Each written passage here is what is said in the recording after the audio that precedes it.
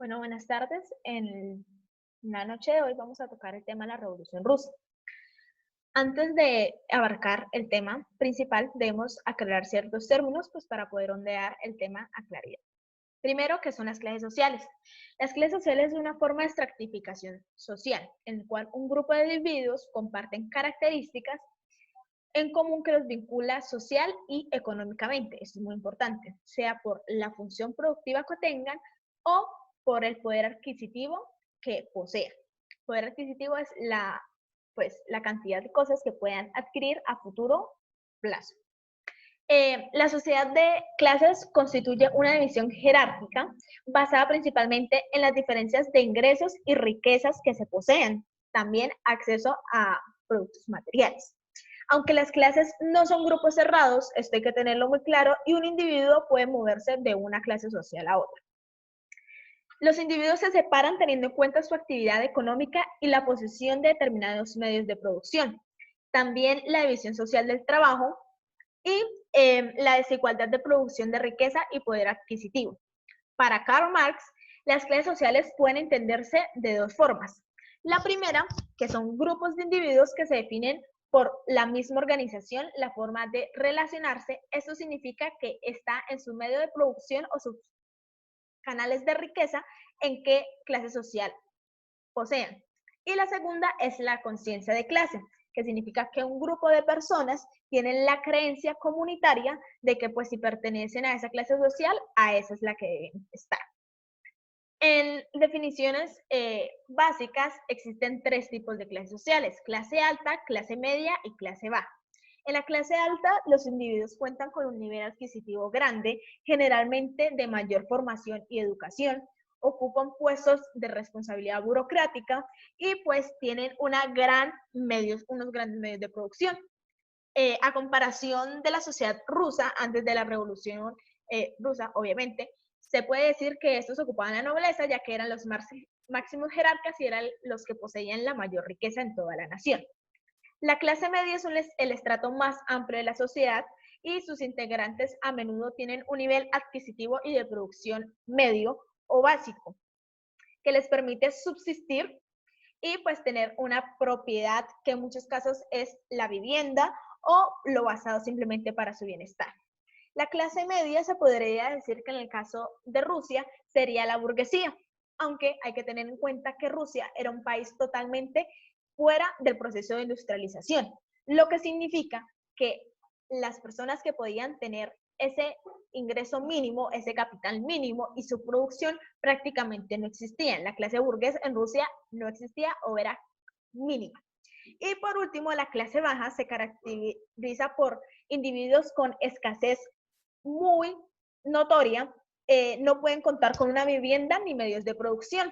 Además, su nivel de renta es muy bajo, por lo que el poder adquisitivo también es nulo. En comparación a Rusia o a la sociedad rusa, se podría decir que esta eran los campesinos y los analfabetas, los cuales eran la mayoría de la población rusa y aquellos que pues sufrieron o hicieron que la revolución rusa como tal se diera. Después de eso tenemos que hablar qué es la revolución violenta. Para esto vamos a definir qué es revolución. La revolución es un cambio social que es fundamental en la estructura del poder y que pues está hecho a corto, a mediano o a largo plazo. Y la palabra pues violencia, que es un tipo de interacción entre individuos o grupos presente en el reino animal por medio de causar intencionalmente daño y imponerse a una situación. Por eso podríamos decir que las revoluciones pueden ser también pacíficas, pero en general implican siempre un grado de violencia al enfrentarse a grupos conservadores que están antes de la revolución, o sea, anterior régimen. Y aquellos que aspiran al cambio o incluso pueden aspirar a un nuevo sistema serían los que causan la revolución, pudiéndose haber varias facciones enfrentadas. Esto quiere decir que una revolución violenta es aquella en que una o varias personas se proponen realizar un cambio teniendo una contraparte clara y para garantizar su victoria utilizan la fuerza causando daño entre los implicados. Ese sería el concepto. ¿Qué es la dictadura del proletariado? La dictadura del proletariado es un concepto político propio del marxismo, que se refiere a que el Estado está gobernado por el proletariado, o sea, los obreros industriales y los asalariados. Tienen estos el control del poder en vez de la burguesía, que son los grandes propietarios capitalistas, cuyo dominio es considerado la posición de dictadura de la burguesía. Dentro del contexto del materialismo histórico, hay que aclarar, la dictadura del proletariado es y se encuentra en el periodo de transición del capitalismo al socialismo. Eso significa que es la transición de la sociedad regida simplemente por un grupo muy limitado a ser gobernada totalmente y el poder en manos del pueblo en general. Para mantener, posteriormente Vladimir Lenin establecería que el Estado organizado por la dictadura del proletariado no simplemente debería estar en el proceso de transición, sino que se debería continuar y extender por todas las fases del comunismo para que así tener una dirección económica clara. Y no simplemente esto, sino que debía pertenecer a la conciencia del proletariado para así lograr que el concepto de socialismo se cumpliera a la perfección. ¿Qué es la economía planificada y centralizada? Vamos a dividir esto en dos partes. Primero, ¿qué es la economía planificada? En la cual es un mercado donde prácticamente no tiene función. El mercado tiene un papel secundario, ya que aquí la asignación de recursos es directamente con el pueblo.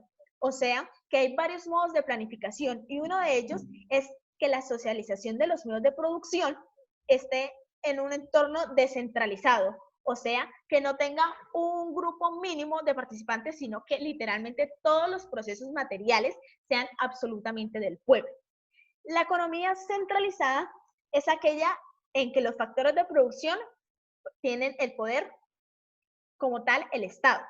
Por ello, el mercado tampoco pierde aquí razón, ya que pues para nadie es un secreto que el mercado como tal es aquel que rige productores, consumidores y muchas cosas más. En este momento no. El poder es el único que tiene la capacidad de establecer todas estas cualidades como tal de la economía. Entonces, ¿cuál sería la unión de la economía planificada y centralizada como tal en la Revolución Rusa? ¿Qué ocurre? El poder en el concepto socialismo pertenece al pueblo en general. Entonces, significa que la economía centralizada, al estar el pueblo, también se cumpliría el término de economía planificada, ya que el poder de la economía estaría en el Estado, el mismo que sería el mismo pueblo. Entonces, abarcando los dos términos, la planificación y la centralización significa que el poder industrial queda a merced de la sociedad, la cual también tomaría el poder político. ¿Qué es el partido único o el unipartidismo? El unipartidismo es un sistema de partidos políticos en el que hay un único partido político, cabe aclarar, legal. ¿Qué significa? Que este es el único que puede presentarse a procesos electorales, o bien aquel que aún existiendo legalmente, este es el que establece las normas jurídicas, o de facto se produce el acaparamiento de la mayor parte del poder político por un único partido. Esto no debe confundirse con la dictadura, pues en el unipartidismo el ejercicio de democracia sí existe, aunque sea un solo partido político, el voto y la voz del pueblo se tienen en cuenta para tomar sus dirigentes. En la dictadura no se tiene en cuenta. ¿Qué significa? Que el unipartidismo no recorta los derechos de los ciudadanos. Sin embargo, en ocasiones una dictadura puede obtener un pseudo unipartidista, facilitando los procesos electorales que, cabe declarar, son fraudulentos. Después de haber aclarado estos conceptos, vamos a entrar a la era de los zares. Primero que todo hay que aclarar qué es un zar. Un zar era lo que consideraba el pueblo ruso como su rey. Era el mayor jerarca y aproximadamente reinaron casi 500 años. La palabra zar es la traducción rusa de la palabra César, que en la antigua Roma era pues el máximo dirigente. Iván III se postula o se proclama y toma el poder en el año 1480. Es un líder ruso que durante los siglos la población rusa estuvieron controlados por una secta llamada los tártaros, pero él apostó a acabar con ellos, rompiendo el pacto vinculante que tenían con ellos, que duró aproximadamente 300 años, y quería declarar a Rusia como suya. Asumió el título del Gran Príncipe de Rusia. Literalmente no se proclamó rey, pero la historia lo tiene a él como el primer zar. En una guerra que duró meses, derrotó a los tártaros, rompiendo el acuerdo, y se convierte en Iván el Grande. Muere en el año 1505, pero sin armar en totalidad un imperio, que hubiese derrotado a los tártaros y que tuviera la máxima poder o la máxima palabra, no significaba que el concepto de imperio estaría impuesto todavía en Rusia. Los tártaros, hay que aclarar, seguían en territorio cercano y estaban en el límite de la expansión de Moscú. Iván el Terrible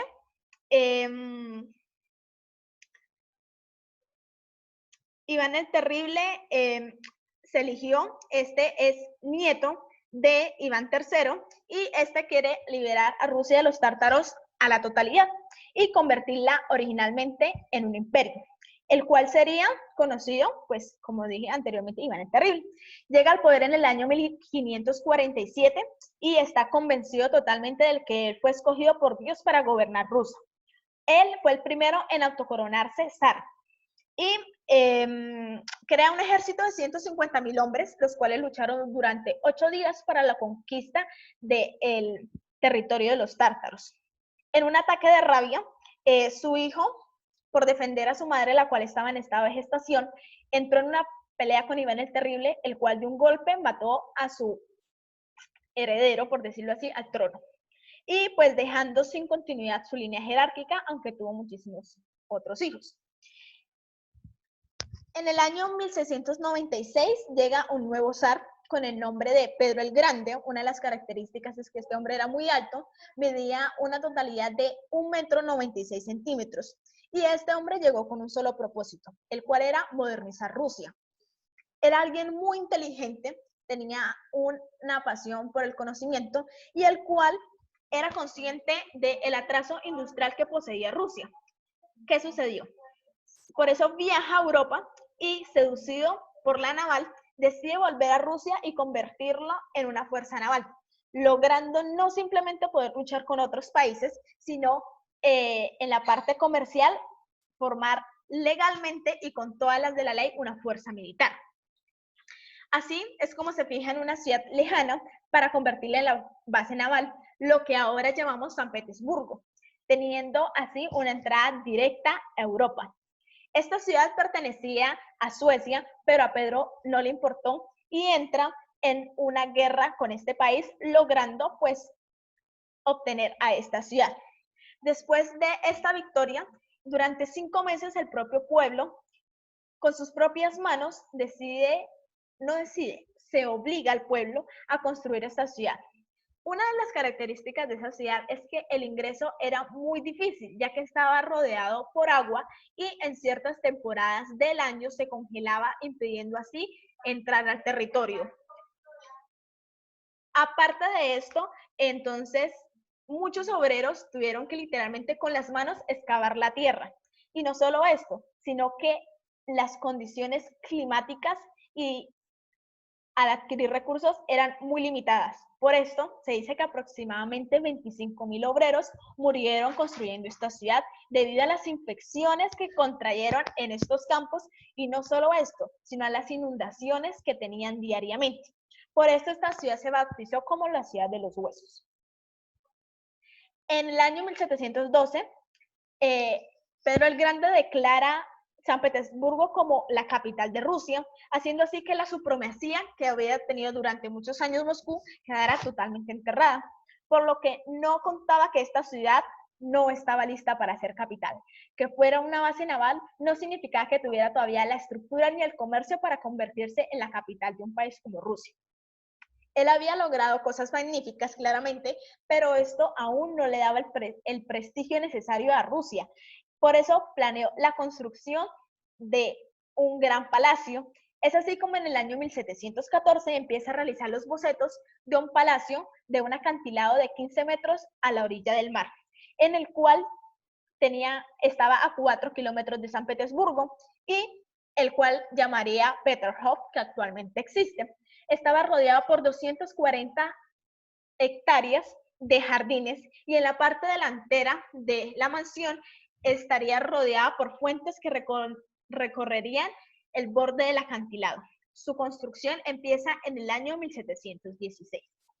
En el año 1724, para salvar un marinero que estaba a punto de ahogarse, cayó en el mar, enfermó y murió. Catalina la Grande es una de las figuras más importantes tanto de la industrialización como de la modernización de Rusia. Llega al poder en el año 1762, siendo ella nieta del anterior Pedro el Grande.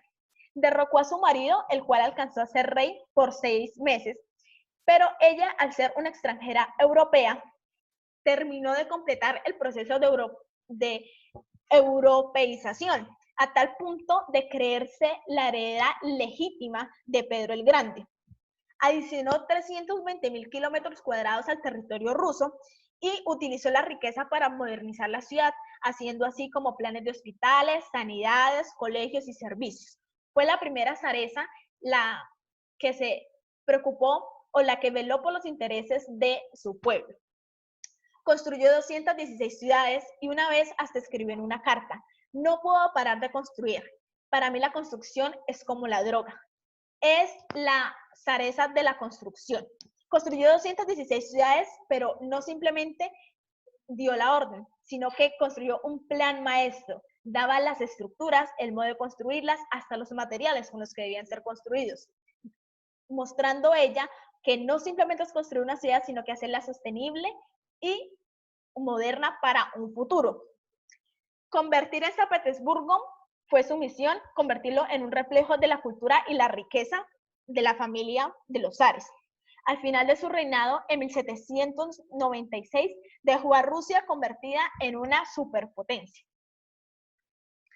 Su nieto, Alejandro I, accedió al trono en el año 1801.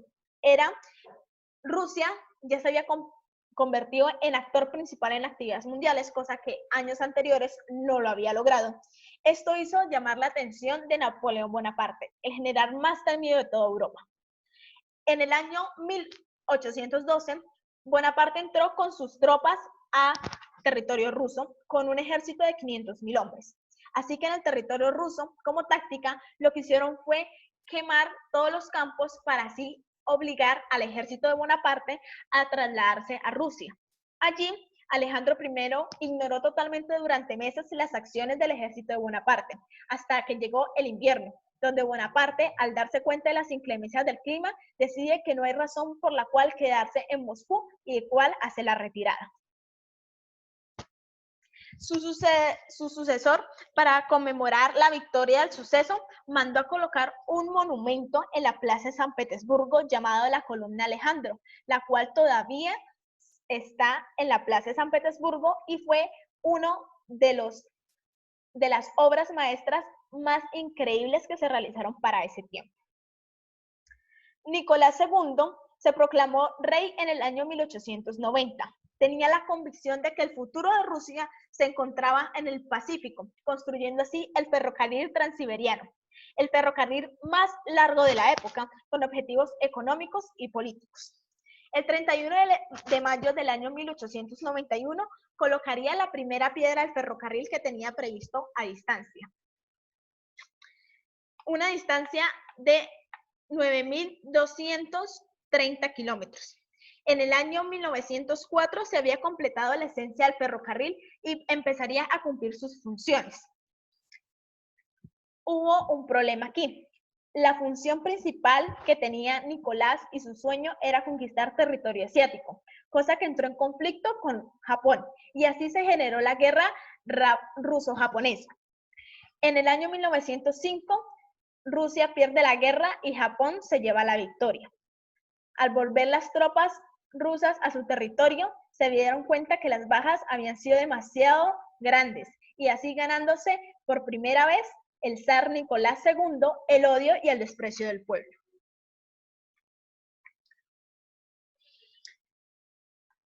Acontecimientos que propiciaron la Revolución Rusa. Entonces, esto que vamos a nombrar ahorita es anterior y los sucesos más importantes que llevaron a cabo el proceso de la Revolución Rusa, la cual es de los sucesos más importantes del siglo XX. Los brotes de violencia hacia las altas clases era una cosa que ya llevaba unos años anteriormente, pero empezaron a quemar las casas de los ricos debido a la conformidad de los bienes tan marcada que tenía la alta clase con lujos y despilfarro a montón, mientras que la demás de la población literalmente moría de hambre. El surgimiento de los partidos, teniendo aires revolucionarios para mejorar las condiciones de vida y poder sacar del poder a los zares, empezaron a generarse partidos políticos y revolucionarios entre la clase obrera, haciendo así empezar a sentir el poder de la voz del pueblo. Uno de estos era Lenin, el cual tenía como fundamento el manifiesto del Partido Comunista escrito por Karl Marx, en donde encontraría la base del socialismo, el cual es aquí donde empieza su carrera por liberar Rusia de los Romanov. En 1903, el Partido Obrero Socialdemócrata se reúne en un consenso en el Congreso de Londres. En este congreso existen dos grupos bien diferenciados. Los bolcheviques, que eran liderados por Lenin. Ellos eran el sector más radical y él quería sacar a costa de lo que fuera a los Romanov del poder. Y los mencheviques, que era minorista, y esos tenían una posición menos radical, pero igualmente su función era el beneficio del pueblo y el sacar a la burguesía del poder. En este congreso queda claro que el Partido Obrero Socialdemócrata apoya el extremismo de Lenin, así haciendo los bolcheviques el poder. En el año 1904, Rusia entra en guerra con Japón, la cual solo dura un año, y es necesario, en el 9 de enero de 1905, una multitud se dirigió al Palacio del Zar para pedir mejoras en los sectores económicos y alimenticios. Hay que aclarar algo, esta multitud de gente iban totalmente desarmados, simplemente pedían una mejor calidad de vida y así sin importarle, el zar mandó a su ejército a disparar contra la multitud, donde 1000 manifestantes murieron y otros 1000 resultaron heridos. Este día marcó la historia y se conoce como el Domingo de Sangre. Después de esto, Lenin llamó al pueblo a su levantamiento.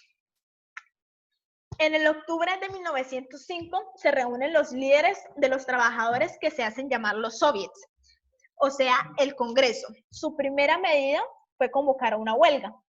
A finales de aquel octubre, San Petersburgo se encontraba totalmente paralizada y el zar no tuvo más remedio que prometer elecciones libres para convocar una asamblea general.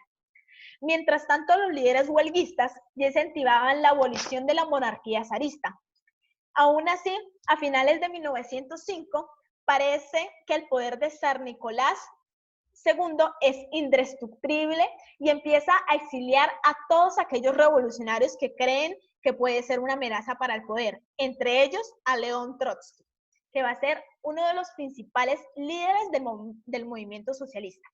Igualmente, la Asamblea General que había sido convocada anteriormente por San Nicolás II se empieza a gestionar, entre comillas, pero la cancelaba y la volvía a reprogramar incontables veces.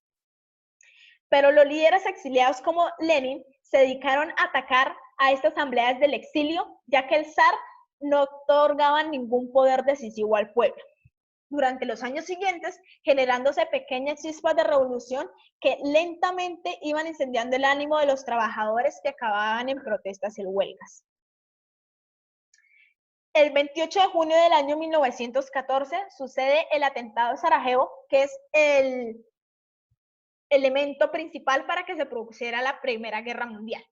Un detalle muy importante de la Primera Guerra Mundial es que hizo que la mayoría del pueblo adulara al zar totalmente, ya que este firmó un tratado que decía que no firmaría la paz hasta que todos los militares extranjeros salieran de los territorios rusos.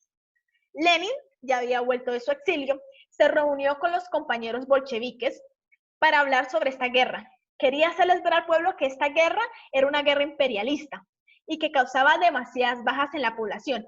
Quería convertir esta guerra mundial en una guerra civil rusa. Y por estas ideas, Lenin nuevamente es exiliado. En el agosto del año 1914 se pueden cuantificar las bajas del ejército ruso más o menos en 300.000. Viendo este estado tan caótico, el zar decide ponerse al mando del ejército, pero en el mismo momento se estaba desarrollando dentro del palacio el famoso personaje Rasputín. Este personaje se autoproclamaba místico y curandero. Era el curandero real del zar y era muy cercano a la esposa del zar. Hasta se llegó a decir que la tenía embrujada y tenía un gran control sobre la dinastía de los Romanov. En diciembre del año 1916, el gobierno y la corte consideraban que la influencia que tenía Rasputín sobre la familia Romanov era nefasta y era muy criticada.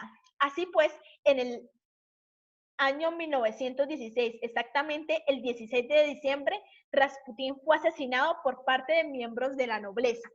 Esto ocasionó que la familia Romanov entrara en un ataque de desespero y preocupación porque cada vez tenían más detractores y lo más preocupante era que estaban dentro de su propio palacio.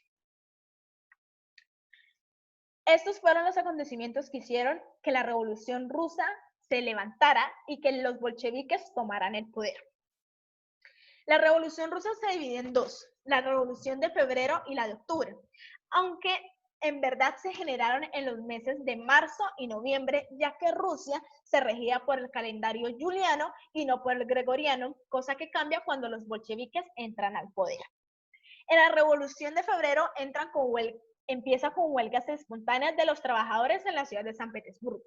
La tensión fue en aumento y las manifestaciones cada vez fueron más multitudinarias. El ejército de los zares intentó reprimir la revolución y Nicolás II tuvo que abdicar. La caída del régimen fue tan impactante que empezó a crear un movimiento de entusiasmo y liberación que abarcó todo el país. La Duma del gobierno legislativo decidió expulsar al zar y a toda la familia del poder para tenerlo bajo arresto domiciliario.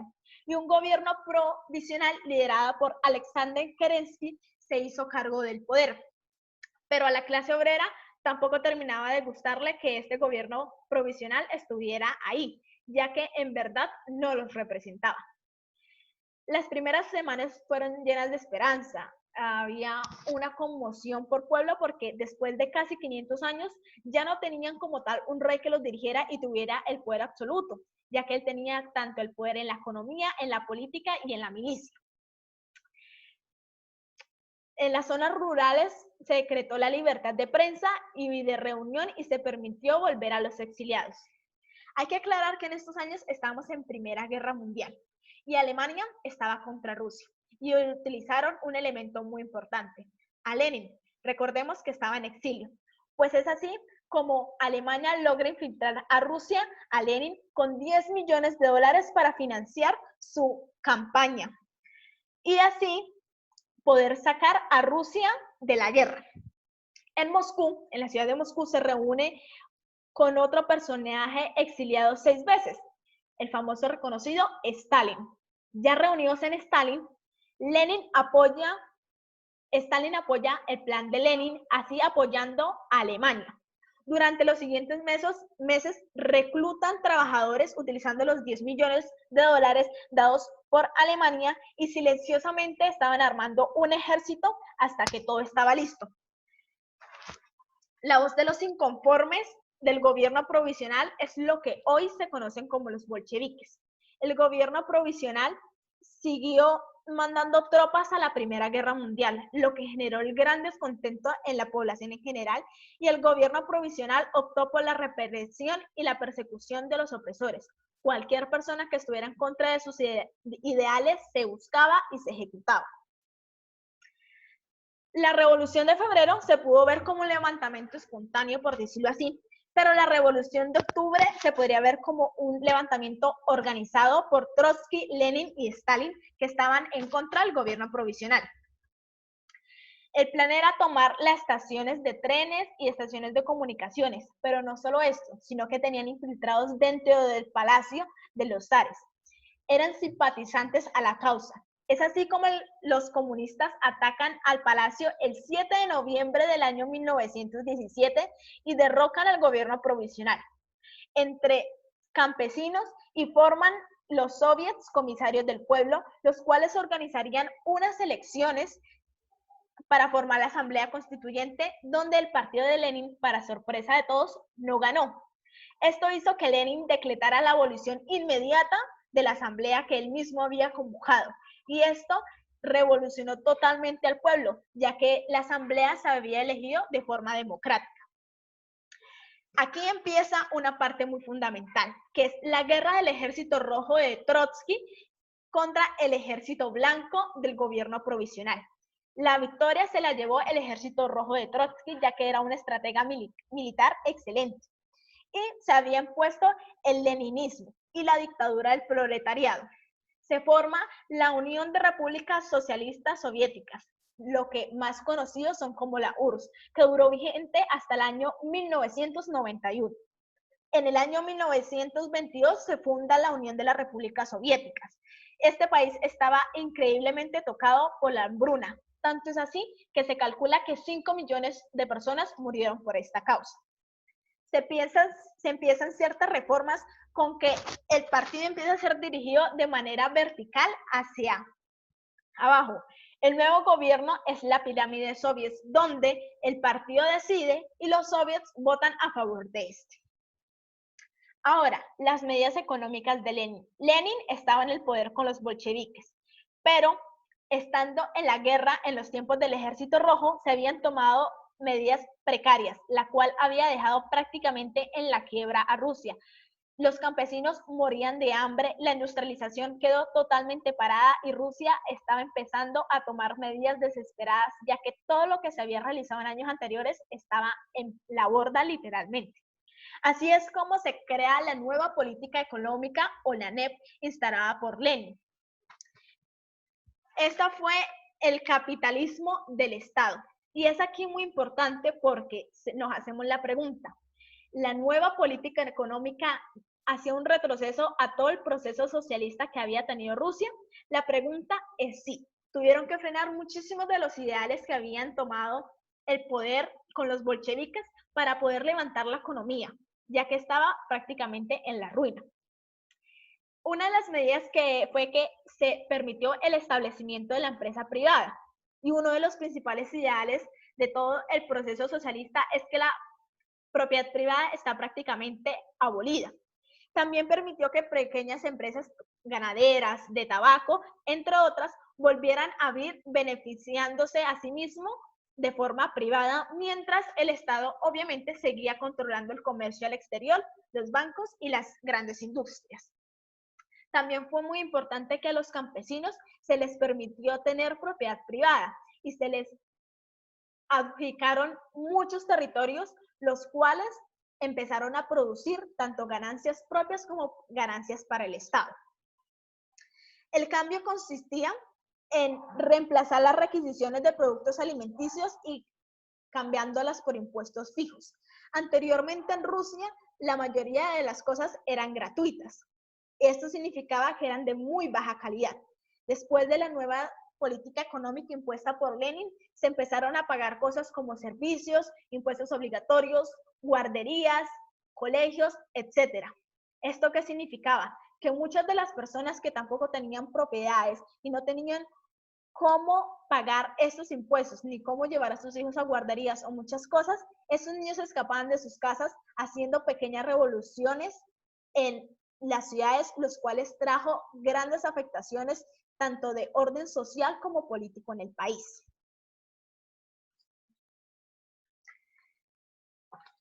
No solo esto, sino que las empresas pequeñas empezaron a tener el proceso de poder contratación, ya que tenían beneficios privados y así se les permitió mantener un excedente de producción después de pagar, obviamente, determinada porción al Estado. La NEP fue creada para rehabilitar el país después de la Primera Guerra Mundial, la Revolución Civil y la hambruna que habían tenido anteriormente. Esta decisión fue impuesta obviamente por las circunstancias y como fue un repliegue estratégico, fue un retroceso al proceso de socialismo, justificado obviamente en el proceso económico de Rusia, ya que a Stalin de nada le servía tener el poder si no tenía una economía sustentable. En el año 1922, Lenin enferma, deja el puesto en el partido bolchevique y entra una batalla por su sucesión en el cual entre Trotsky y Stalin. Stalin gana y manda a asesinar a Trotsky. Lo exilia primero y en el país de México lo manda a asesinar. En el año 1924 Lenin muere y queda con el poder Stalin. Stalin impuso un gobierno totalitario, sangriento. Elevó el plan quinquenal, que era aquello que la economía se planificaba durante los próximos 5 años para que fuera sustentable.